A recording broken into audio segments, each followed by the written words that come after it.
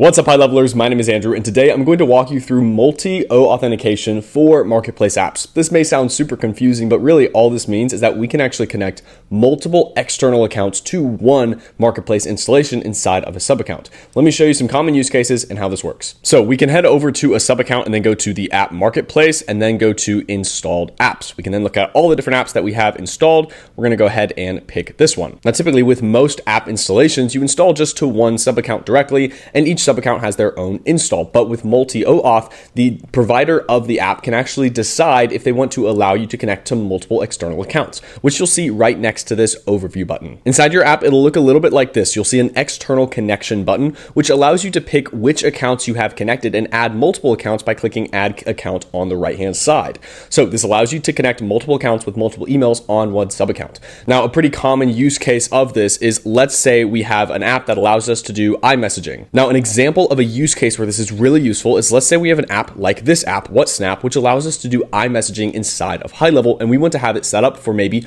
multiple team members within one sub account. Well, if the app developer decides to allow external connections, then you'll see this external connection button. You can click add account and add multiple emails, so you can have multiple accounts connected to the same sub account. You can have other cases where, again, let's say you have multiple team members and you want to be able to connect multiple different authentication accounts to the same sub account. You can do that as well.